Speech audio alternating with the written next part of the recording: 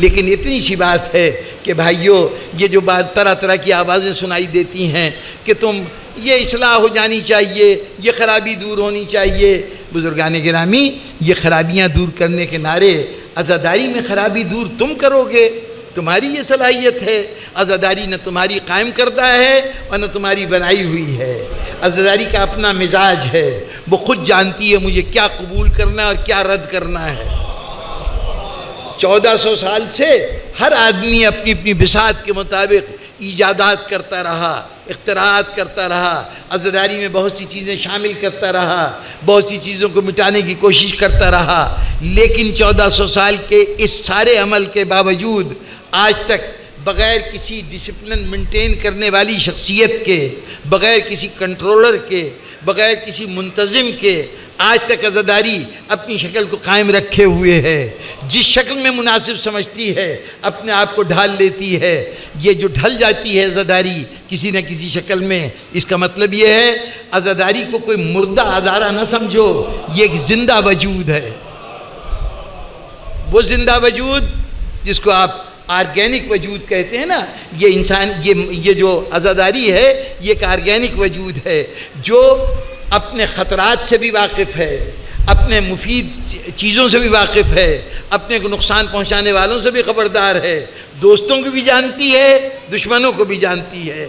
اس نے اپنے دشمنوں کو مٹانے کا ہنر بھی اس کو آتا ہے اور اپنے دوستوں کو اٹھانے کا ہنر بھی اس کو آتا ہے، اور اس عزاداری کو اپنے طور پہ باقی رہنا آتا ہے۔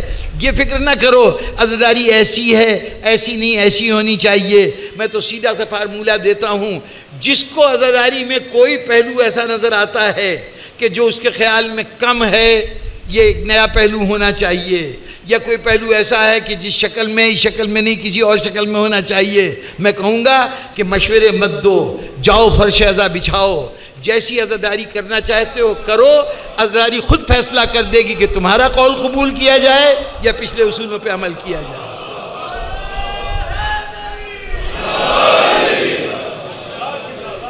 وہ جو کبھی خود عزاداری کا فرش نہ بچھائیں، خود کبھی عزاداری نہ کریں، وہ آ کے مشورہ دیں عزاداری یوں ہونی چاہیے، یوں ہونی چاہیے۔ جناب والا اب میں اگر تاریخ کے حوالے دوں تو ایسے سے واقعات موجود ہیں، کسی فرد واحد کی ایک عزاداری کا مزاج نے اس کو قبول کیا تو آج وہ جزو عزاداری بن گیا۔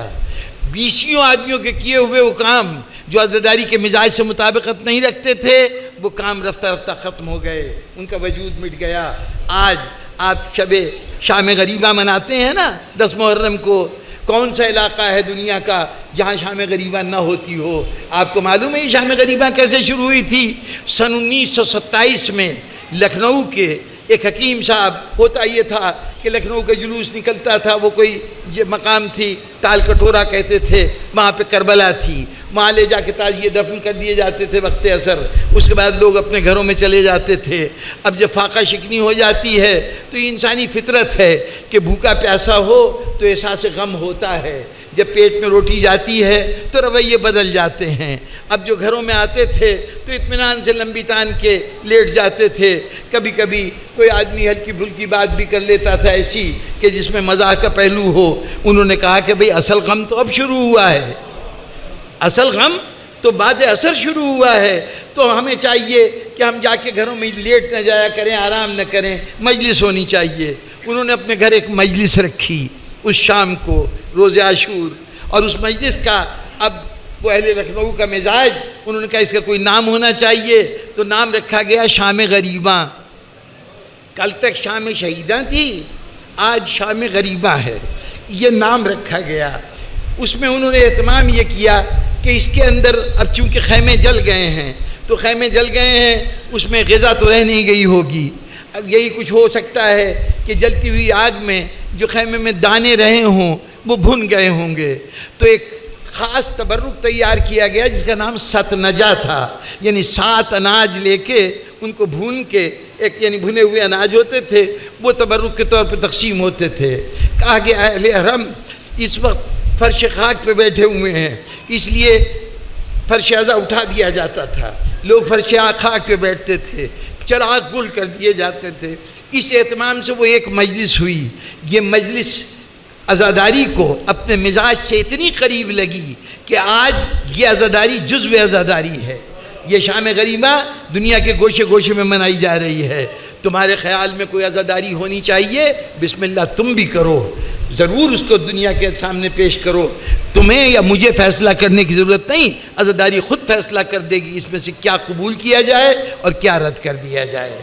یہ کہنے سننے کی بات نہیں ہے یوں کرو اور یوں نہ کرو، یہ ہدایتیں دینے نصیحتیں کرنے کی بات نہیں ہے. عزاداری خود فیصلہ کرے گی کیا ہونا چاہیے کیا نہیں ہونا چاہیے. ایک جملہ میں کہا کرتا ہوں اور آج اسی جملے کے اوپر گفتگو ختم کرتا ہوں کہ عزاداری کی اصلاح کی کوشش نہ کرو، یہ تو تمہاری زندگی کا سامان ہے، تمہیں زندہ رکھے ہوئے ہے. تم عزاداری کی اصلاح کی کوشش نہ کرو، عزاداری کے ذریعے سے اپنے اصلاح کی کوشش کرو، خود کو ٹھیک کرو اس عزاداری کے ذریعے سے. اس عزاداری میں بہت امکانات ہیں، یہ ہر طرح کی اصلاح بھی کر سکتی ہے، قوم کو ترقی کا راستہ بھی دکھا دے سکتی ہے، پستی سے بلندی دے جا سکتی ہے، سب کچھ ہو سکتا ہے. تم اس کو ٹھیک کرنے کی کوشش نہ کرو، یہ خود اپنے آپ کو ٹھیک کر لے گی. میں جو کچھ بھی مناسب سمجھے گی وہ اختیار کر لے گی. چنانچہ عزاداری ایک زندہ وجود ہے، اور کیوں نہ زندہ وجود ہو، اس کو ہم نے اور آپ نے قائم نہیں کیا ہے، یہ ہمارا بنایا ہوا کام نہیں ہے. یہ وہ معصوم ہستیاں ہیں جو خدا کی طرف سے ہماری اصلاح کے لیے بھیجی گئی تھیں، یہ ان کا کام ہے، انہوں نے اس عزاداری کو قائم کیا ہے.